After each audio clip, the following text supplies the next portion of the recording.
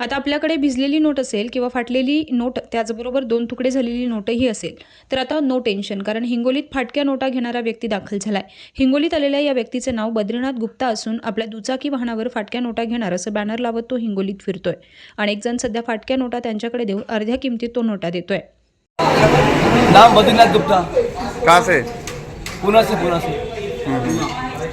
कौन सा व्यवसाय करते हैं आप? व्यापार कौन सा? ये फाटके नोटा 20 साल से धंधा है, 20 साल से। आज ये जिला, कल वो जिला, परसों वो जिला, हर जिले महीने महीने घूमते रहो, हर जिले में घूमते। ये 15 जिला हो गया।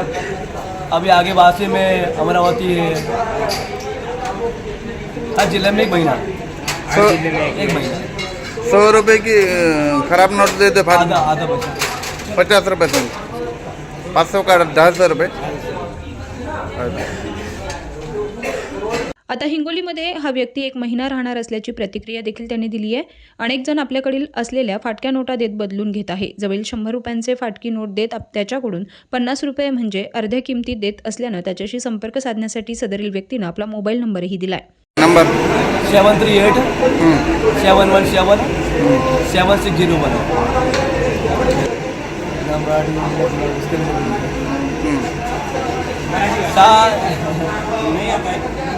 सात 3 8 ऐसे बोलो।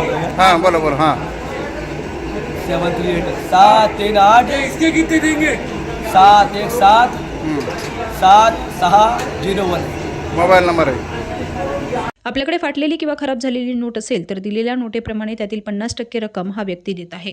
दिलेल्या नोटेतील अर्ध्या किमतीप्रमाणे हा व्यक्ती पैसे परत देत असून हिंगोली शहरात सध्या तो फिरतोय। यामुळे फाटक्या नोटाजवळ असलेल्या व्यक्तींचं टेन्शन मात्र दूर झालंय। यात सर्वात महत्त्वाचं म्हणजे 2000 रुपयांची नोट देखील हा व्यक्ती घेत असल्यानं चर्चेचा विषय बनलाय।